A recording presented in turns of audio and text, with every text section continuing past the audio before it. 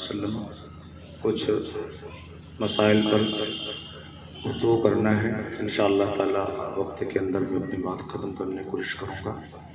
اللہ تبارک و تعالی نے روزے کا مقصد بیان فرمایا ہے قرآن مقدس میں۔ روزہ اس لیے رکھا جاتا ہے، اس لیے فرض کیا گیا تاکہ ہم متقی پرہیزگار ہو جائیں، اور اللہ کے رسول صلی اللہ تعالیٰ علیہ وسلم نے ارشاد فرمایا کہ روزہ رکھو صحت یاب ہو جاؤ گے۔ تو روزہ رکھنے سے انسان کے اندر، مسلمان کے اندر تقویٰ آتا ہے اور صحت و تندرستی بھی ملتی ہے الحمدللہ۔ اگر اچھی نیت کے ساتھ اللہ کی رضا کے لیے روزہ رکھیں گے تو فائدے ہی فائدے ہیں۔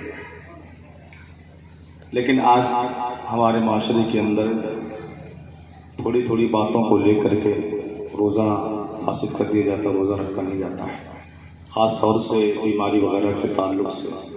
یاد رکھیں شریعت مطہرہ نے ہر چیز کا ایک معیار رکھا ہے، اصول و ضابطہ بنا کے رکھا ہے۔ جب تک شریعت کسی کو معذور نہیں کہے گی ہم معذور نہیں ہوں گے۔ جب شریعت کسی چیز کو معذور یا کسی کو معذور کہے گی وہی معذور ہوگا۔ ہمارے آپ کے کہنے سے، آپ تنتو کے کہنے سے کوئی معذور یا بیمار نہیں ہوتا ہے۔ اکثر و بیشتر بیماری کو لے کر ہم بہانے بناتے رہتے ہیں، اور رمضان شریف کے آنے سے پہلے 11 مہینے تو ویسے ہی ٹہلتے رہتے ہیں، ڈاکٹر کے پرامرش انوسار بھی دوا نہیں لیتے ہیں، لیکن رمضان شریف میں سب جیب میں دوا لے کے گھومتے رہتے ہیں، ٹیبلٹ لے کر کے، بس اس پر زور دیتے ہیں۔ یاد رکھیے گا بیماری کی وجہ سے عذر ہوتا ہے، بیماری ایک عذر ہے، لیکن ہمارے فقہا نے فرمایا ہے کہ جب غالب گمان ہے کہ روزہ رکھنے کی بنیاد پر بیماری بڑھ جائے گی اور ہمارا مرض اور بڑھ جائے گا، ہلاکت کی طرف بڑھیں گے، یہ جب سچویشن پیدا ہوگی، ایسی کنڈیشن میں شریعت نے ہمیں معذور رکھا ہے، ہاں ہم روزہ چھوڑ سکتے ہیں۔ لیکن یہ غالب گمان کی بھی ایک حد بتائی گئی ہے کہ اس کے ظاہری اثرات مرتب ہوں، یا کسی مومن مسلمان طبیب حاذق جو ماہر ڈاکٹر ہیں اس نے کہہ دیا ہو کہ آپ اگر روزہ رکھیں گے تو آپ کی صحت پر یہ اثر پڑے گا اور آپ کی بیماری کے بڑھنے کا اندیشہ ہوگا۔ جب ایسی کنڈیشن ہو پائی جائے یا کسی مسلمان طبیب حاذق نے آپ کو کہہ دیا ہو کہ ہاں یقیناً روزہ رکھنے سے آپ کو دقت ہوگی، تب ہمارے پاس عذر ہے، ہم روزہ چھوڑ سکتے ہیں، بعد میں قضا کر لیں گے۔ لیکن اس کے لیے آپشن بھی ہے، اگر ہم بچنا چاہیں، ہمیں بخار آ گیا یا اور کوئی پریشانی ہے، کوئی چاہتا ہے کہ ہم بیماری کی حالت میں روزہ رکھیں اور روزہ بھی رکھیں اور ہم صحت یاب بھی رہیں، تو اس کی بھی صورت ہمارے فقہاء کرام نے نکال دی ہے۔ رمضان شریف میں تصور ہوتا ہے کہ اب روزہ رکھ لیے تو ہم کچھ کھا پی نہیں سکتے ہیں، یقیناً کھا پی نہیں سکتے، کچھ لے نہیں سکتے ہیں۔ ہاں آپ جو ہے اگر ایسی جگہ سے اپنے اندر غذا یا دوا لے رہے ہیں جو مسام اور رگوں کے علاوہ ہوں تو آپ کا روزہ فاسد ہو جائے گا۔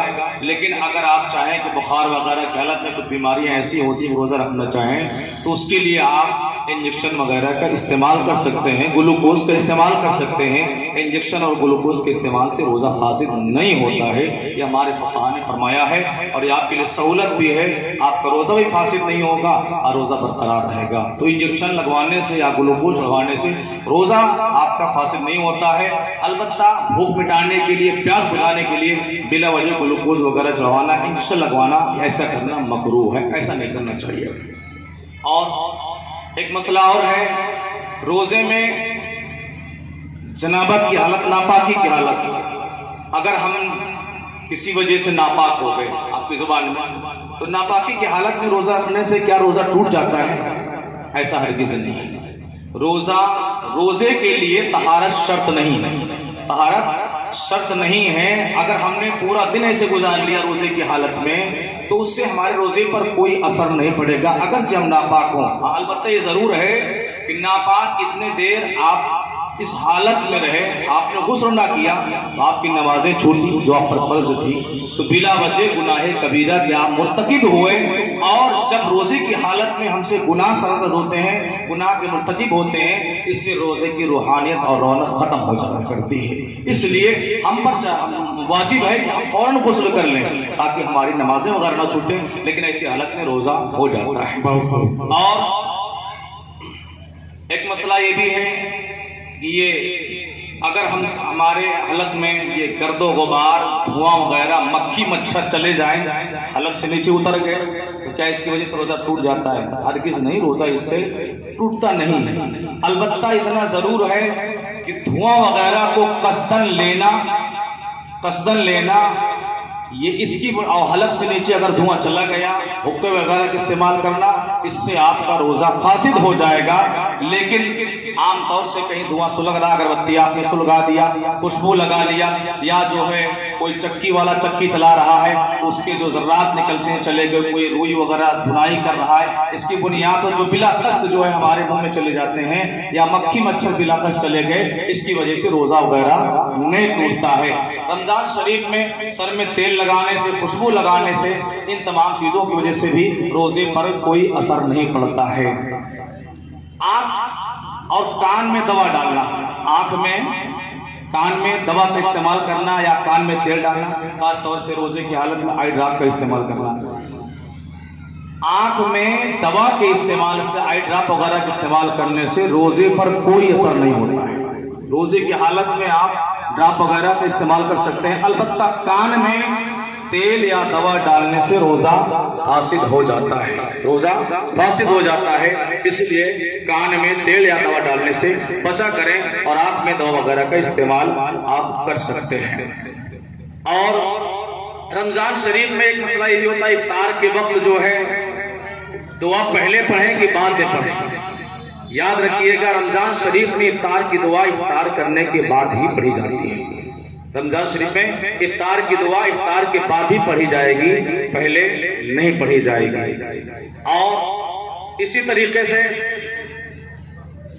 بہت سارے مسائل ہیں، سارے مسائل بھی گفتگو ہو نہیں سکتی ہے، تو یہ چند باتیں تھی اور جو میں نے آپ کے سامنے رکھ دی گلوکوز انجیکشن کے تعلق سے، اور جو ہے یہ تیل وغیرہ کے تعلق سے، تیل ہو، سرما ہو، خوشبو ہو، ان تمام چیزوں کا بدن پر یا سر پر استعمال کرنے سے روزہ وغیرہ نہیں ٹوٹتا ہے۔ ہاں، روزے وغیرہ میں آپ لوگ گناہوں سے بچا کریں۔ لوگ مسئلہ پوچھتے ہیں یہ مکروہ ہے، اس سے روزہ ٹوٹ جائے گا، نہیں ٹوٹ جائے گا؟ بہت سارے گناہ ہیں، یاد رکھیے گا، بہت ساری چیزیں مکروہ ہوتی ہیں، بہت سارے گناہ حرام ہوتے ہیں، بہت ساری چیزیں ناجائز ہوتی ہیں، کیٹیگری ہوتی ہے۔ گناہ کرنے کی وجہ سے روزے کی روحانیت اور رونق پہ فرق پڑ جاتا ہے۔ روزے کا مقصد ہے تقوی، پرہیزگاری، تو روزے کی حقیقت ہے ہم متقی پرہیزگار بن جائیں۔ حقیقت ہمارا روزہ وہی ہے کہ ہم روزہ رکھیں تو صرف کھانے پینے ہی سے نہ بچیں، بلکہ ہاتھوں کا بھی روزہ ہونا چاہیے، آنکھ کا بھی روزہ ہونا چاہیے، قدموں کا روزہ ہونا چاہیے، کانوں کا روزہ ہونا چاہیے، ہر اس گناہ سے بچے جس سے ہمارے روزے پر فرق پڑتا ہے۔ انشاءاللہ تعالیٰ یہ مختصر ٹائم تھا، چونکہ وقت بہت کم ہے، پھر انشاءاللہ تعالیٰ بہت ساری باتیں بتائی جائیں گی، ہمارے علماء بتا رہے ہیں، آپ اس سے سماعت فرمائیں۔ بیان کرنے میں